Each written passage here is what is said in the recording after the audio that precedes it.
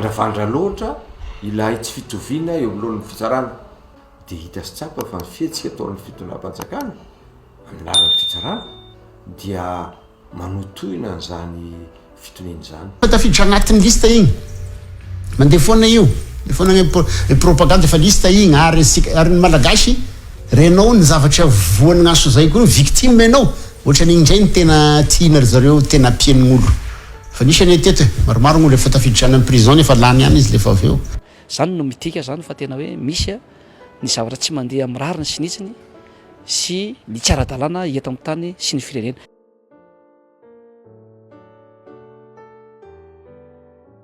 Nivoaka tamin'ny fahanginana ireo antoko politika mpanohitra ny fitondrana manoloana ny fisamborana sy fampidirana ponja vonjomaika ny Olga Malason. Didy jadona, fanaparam-pahefana, faniliana ny antoko mpanohitra, fampitahorana no fomba fiadin'ny fitondram-panjakana ankehitriny. Profo manamarina an'izany ny fampiasana ny fitsarana ho lasa fitaovana politika entina hanagadrana ireo izay rehetra tsy mitovy hevitra amin'ity fitondram-panjakana amin'izao ity. Ohatra mibaribary be amin'izany ny fanagadrana vonjomaika ny kandida iray izay ilatsaka ho solombavam-bahoaka ary efa olona teo aloha Olga Malason. Gaga taitra ny filoha nasionaly antoko HVM Rivo Rakotovao raha naheno izany vaovao fampidirana ponja ny kandida Olga Malason zany satria tsy nisy nanampohany ny fivoahan'ny raharaha izay ampangaina ny Olga Malason iny izay efa raharaha tany amin'ny 15 taona lasa tany tamin'ny andro nahabe ny tanàna azy. Tonga dia mipetraka avy hatrany ny fanontaniana manoloana an'izany tranga izany hoe amin'ny maha-kandida azy ve ny mahatonga ny Olga Malason samborina sy enjehina toy izao. Manaitra hoe nisy zava-baovao ve sa tamin'ny inona ny antony sy malala ny antony efa ny eno miara-mieno amin'ny rehetrarehetra teny hoe zavatra efa ela be 15 taona lasa mery olona iny fa naninona re olona tsy nitsarana izy hatramin'izay dia ahoana moa tsy ampametraka fanontaniana ny tenako androany hoe fa misy inona nanenjehana ny olona iny tapitapika eo ray volana mivoaka ny dossier mahagaka zany le izy hoe maninona mampiritreritra hoe fa maninona amin'izao fotoana izao ray volana alohan'ny fifidianana fa tianyity fitondram-panjakana ity akorotana ve ny sain'ny olona sa tiany abaribarina fa izy manana ny fahefana dia izay mahatonga an'le hoe enjehanao satria tsy mitovy hevitra aminao kapa politika izy zany no ny heviny ve zany no samborana ho azy no misy kandida ve manahirana anao. Anisany namoaka ny heviny tao amin'ny Aino Amanjery ihany koa i Paraina Auguste izay mpitondra tenin'ny vovonana firaisan-kina ankehitriny. Gaga koa ty farany raha naheno an'io raharaha fisamborana io indrindra noho ny fisamborana ny Olga Malason amin'izao fotoana efa hankatoky ny fifidianana zao. Raharaha efa ela no nanenjehana azy. Maninona ho izy no amin'izao fotoana ny fifidianan'izao mihitsy no samborina tampoka ny kandida ny firaisan-kina kanefa raharaha efa tany amin'ny taona 8 sy 9 tany no anenjehina azy.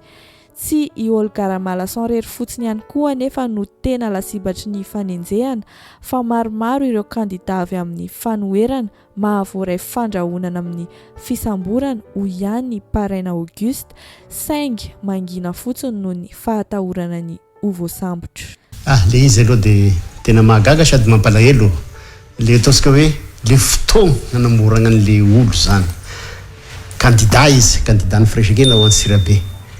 Dia raha nisy zany zavatra zany maninona mora taloha tany fa indrindra raha rake fantatry eno dia hoe toa raha tany amin'ny 2008-2009 hono izy io dia zao izy kandidaty zao izy kandida zao izy efa tao olony samboriny dia hafahafa fomba fiasan'itiky fitondrana ity za zany sy miditra hoe inona no gn'antony fa hoe le fotoana nanamborana anazy ary le izy zany hoe maromaro koa hoe voasambosambotrana amin'le resaka kandida regny fa le na potentiel fa sy misy safidy sy teny fa ity dia tena nahagaga omaly alainy tonga dia ao tonga dia ampaky tonga dia any Tanimora zany hoe eto Madagasikara zany zao hoe dia tadiavina misy aza misy manao politika sola nareo raha sy miaraka aty aminay aza misy miteny io moa le efa niteny teo koa le président Gnasesengama aza misy manakihana soa ihany moa fa mba misy ihany no mbola misangagna masamsangagna zany le olo milasaka aloha fesoragna regny le olo milasaka sy agnatin'le candidat ny fitondragna nefa masamilasaka le izy efa neliminegna nomboka tagny amin'ny resaka vola dia mbola mba misy mahita ihany. Raha araky ny fanehonkevitra narosony Rivo Rakotovao dia manazava izy fa maro amin'ireo kandida ho solombavam-bahoaka izay miaraka amin'ny fitondram-panjakana no manana raharaha eny amin'ny fitsarana nefa atao tazan'ny-potsiny tsy atao ninninina tsy misy resaka intsony ny fitsarana azy ireo fa amin'ity mahakasika ny Olga Ramalison ity kosa nefa dia enjehina satria tsy mitovy hevitra amin'ny fanjakana ve? Hita be ny fitanilana sy ny fanavakavahana na ihany koa ny fanilikilianan'ireo kandida izay avy amin'ny fanoherana ankehitriny. Efa alako bika tsy tiako tarehy mihitsy no ataon'ny fitondram-panjakana amin'izao ary lasa tsy misy lanjany intsony ny demokrasia eto amintsika. Vandravandra loatra ilay tsy fitoviana eo amin'lohan'ny fitsarana. Misy olona jerena fotsiny, misy ireo kandida ireo fantatra verimilay mandeha, ministre teo aloha, député am-perinasa, olona samihafa, ny sasany ary efa teny am-pikadrana tamin'ny 2024 no milatsaka tsy misy teny amin'izao fotoana izao. Raha ohatra mbola tsy meloko izy ireny, zoany feno mihitsy no milatsaka. Fa maninona tsy mandeha ny tribunal izy ireny. Any ny fanontaniana, ny fitsarana, tsara ho an'ny olona ireny aneho tsara iny izy dia mivoaka hoe meloko na tsy meloko izy. Any fitsarana izy tsy miditra amin'izay. Fa ny fahitana hoe misy olona manana dossier 2 taona 3 taona any ambadimbadika any sisy mikitika mihitsy. Ny mpanohitra vetivety eo hitantsika aloha ny Tanosy be, hitantsika eo ny sénatrice Olga, hitantsika eo ny faritra samihafa ankoatran'le voalaza teo le hoe le sakatsakana tany fanaovan-taratasy tany betsaka ny kandida ny fanoherana no voasakatsakana tany dia ny farany tsy natratra n'ilay fempotoana intsony makaitsika amin'izany zany ve ny fitoniana eto amin'ny firenena, zany ve ny fahalalahana apetraka eto amin'ny firenena, zany ve fanamafisana ny demokrasia eto amin'ny firenentsika. Manome ohatra vitsivitsy manamafy izany voalazan'ny Rivo Rakotovao izany Fanny Soernay ao amin'ny page Facebook-ny raha naneho hevitra hoe misy amin'ireo candidat député ireo moa izany tena hoe dahalo ambony latabatra nefa dia milatsaka soamantsara tsisy bedy, imbiky kolikoly, maharanty kolikoly, haja kidnapping, iza koa ny sasany dia gaga sika hoy izy. Ankehitriny dia mampanontany tena tokoa hoe ataon'ny fitondrana fitaovana ary ve ny fitsarana entina mitahorana olona. Hita amin'ny fisamborana kandidat toandry Olga Ramalison sy ry Labananina tany Anosy reny izany. Efa didijadona no anantsona ny fomba fitantanan'ny fitondram-panjakana ankehitriny izay mampiasa fitsarana ho fitaovana toy ny ataon'ireo mpitandro ny filaminana izay mampiasa fitaovam-piadiana amin'ny vahoaka hoy Rivo Rakotovao. Raha mandeha ara-drariny ny fitsarana dia tsy hisy ny fanankianana. Tena ny fahaleovan'ny tena ny fitsarana mihitsy no hita fa miozongozona hoy Rivo Rakotovao. Ianao tsy anjely fa mba mieritreritra ianao hoe tena ataon'ity fitondram-panjakana ity fitaovana ve zany? Fitaovana fampirona ohatran'ireny fampitorahana ataon'ny gendarme sy polisy ary maramila teny amin'ny arabe ireny fa zany dia atao fitaovana ihany koa ny fitsarana mba hampirorona ny olona. Andreny fa raha voalasa fitaovana ny fitsarana hanenjehana ny olona tsy mitovy hevitra amin'ny tena dia didijadony zany. Ohatran'ny reo manambasy ireo dia ho lasa ohatran'ireo ny fitsarana. Ino an'ireny président ny ACC ireny ianao? Raha ohatra ny tsara atao anatin'ny lalàna sy ny famarinana izy inona moa ny tenenany ireny zany ny basy ananany. Mety tsy manana lacrymogène sy kalaknikov izy dia ireny ny ataony. Zay ny namaly voamalo mivaliany manampaizana oatra azy izy maly hoe tandremy fa tsy hainao akory no ampianatra an'izao rehetrarehetra izao ka hoentinao fampirorona ny fitsarana. Aiza ny fahaleovan-tena ny fitsarana? Tena any mihitsy mizongozona ankehitriny. Raha za manokana dia ozy aho hoe tena mampikorotana ny firenena mihitsy ny fomba fitsarana amin'izao fotoana izao. Manapatra ny fahefan'ny tanteraka ny mpitondra amin'izao fotoana efa manakaiky ny fifidianana solombavam-bahoaka izao hoy hatrany Rivo Rakotovao. Efa hita nanomboka tany amin'ny resaka fanakatsakanana ny amin'ny famoahana ireo taratasy izay ilaina amin'ny firotsahana ho kandida solombavam-bahoaka izany toy ny taratasy fandoavan-ketra mba ahafahana manao antso-jay fotsiny tsotro izao ireo kandida mpanohitra ny fitondrana ka izao indray dia fisamborana sy fanagadrana ireo kandida izay tsy mitovy hevitra indray no entina hiadivana hoy hatrany Rivo Rakotovao. Efa endrika fanaparam-pahefana izany hoy izy eo anatrehan'ireo izay tsy mitovy hevitra amin'ny mpitondra fanjakana. Ireo kandida miaraka amin'ny fitondrana kosa nefa tsy ahitana olana mihitsy na kely aza fa any amin'ireo mpanohitra foana no ahitan'ity fitondrana ity sampony. Azoko atao raha za manokana ny hoe ny fanapara-pahefana. Fampiasana ny fahefana hoentina anelingelelana ny fizotra ny ataoko ny firotsahana fidina. Anisany zavatra fanotakiana daholo zany ary mbola sesilany ankehitriny ny feoeno ny hita teny kanja ny fahasarotana tamin'izy ireny. Izay tsy mitranga teo amin'ireo le ataoko hoe kandida mpanorona ny fitondram-panjakana. Sarotra moa ny tena atolotry ny fitondram-panjakana satria lavo ny lalàna zany. Fa dia fantatra fa atolotry ireo antoko manorona ny fitondram-panjakana nen'ireny zany dia tsisy feoenonao nao mihitsy tsisy fahasarotany tsisy fanenjehana satria hitantsika fantatritsika fa misy izy ireny nanana raharaha izay manahirana azy mety efa elaela mety vao vetivety fa dia mipetraka any ireny fa neny antoko mpanohitra ireo kandida atolotry ny ataoko hoe fa eritreretiny hoe mpanohitra ny fitondram-panjakana dia mipoitra toy ireny amin'ny fotoana tsy ampozina amin'ny fotoana izay tsy mampisy ny fitoniana mihitsy satria raha fitoniana dia davintsika hiditra anatin'izany resaka fifidianana zany dia hita sy tsapa fa ny fihetsika ataon'ny fitondram-panjakana amin'ny lalan'ny fitsarana dia manotoina an'izany fitoniana izany.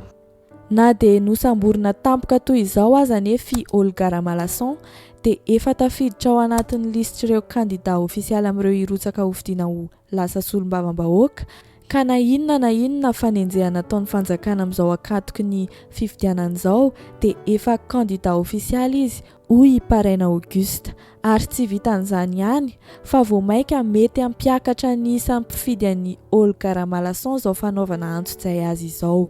Tafiditra agnatin'ny lista igny mandeha foana io le foana ny propagande fa lista igny ary ny malagasy renao ny zavatra voan'ny aso zay koa victime enao ohatra n'igny indray ny tena tiana ry zareo tena pien'ny olo fa nisy any teto maromaro gn'olo efa tafiditra any amin'ny prison efa lany ihany izy lefa avy eo.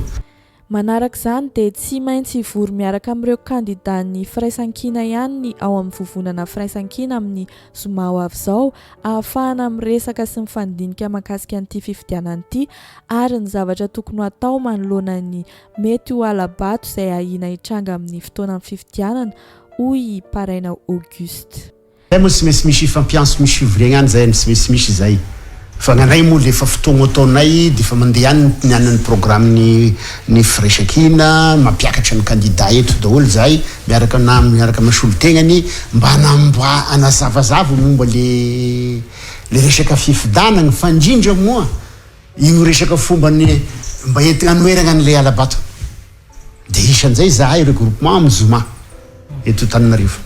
Tsy mandeha araka ny tokony ho izy tsony tsy misy manara-dalàna tsony ny zavatra eto Madagasikara hoy ny solombavam-bahoaka Todisoa raha naneho hevitra mahakasika ity resaka fisamborana sy fanagadrana ireo olona izay tsy metimety amin'ny fitondrana ity ka noho izany dia miantso ny vahoaka mba hisaina tsara izy noho ny amin'ny antony fanitsakitsahana ny zoma olombelona eto Madagasikara ankehitriny indrindra ny zon'ny kandida ho solombavam-bahoaka.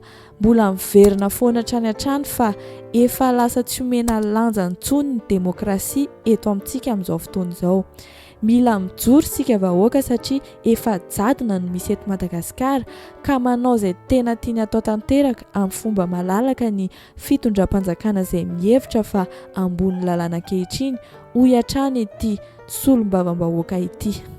Zany no midika zany fa tena hoe misy ny zavatra tsy mandeha amin'ny rariny sy nitsiny sy ny tsy ara-dalàna eto amin'ny tany sy ny firenena misy lalàna eo amin'ny fe fa tsy hoe olona tsy tenao bika sy tsy tiako tare le olona natahorana le olona avy tapotroa dia tonga dia hoe fanagadrana fe mendrika amin'ireny olona ireny keto zany zay dia miteny horetany horedanitra amina société civile mipiara-miomina antoka rehetra maro isan-karazany ny mpanao politika ny vahoaka mba isaina tsara ary mba tsy anaiky le menana amin'izay zavatra tahaka izao fa izao zavatra zany no atao dia efa nososoena ny zon'ny olombelona sy ny zon'ny vahoaka ary ny zon'ny kandida zany zao zavatra misy izao zany tena hoe manao tsinitsinina ny demokrasia ny zavatra misy amin'izao fotoana zao tokony misy zany tokony tsisy ny fanakorontanana atao amin'izao fotoana zao io nge atony mbala ny mpianakavy alefaso ny fividianana dia ny hevitra miady fa tsy hoe rehefa olona tsy mitovy hevitra aminao ka atahoranao dia amironanao zao dossier isan-karazana izao zavatra tsy mety zany amin'ny vanim-potoana tahaka izao ka ny tenanay zany ary mahasomiboaka ana dia manameloka ny fanagadrana na ny fisamborana tsy ara-dalàna amin'ny vahoaka malagasy na izy na izy na mpanao politika izy na société civile izy na izy na iza zany dia tsy mendrika kosy ny zavatra tahaka izao. Izay sy ny vidéo antsika androany. Azadiny manao j'aime ny vidéo antsika sy misabone amin'ny chaîne. Mankasitraka ny anatra amin'ny farany dia amin'ny manaraka indray.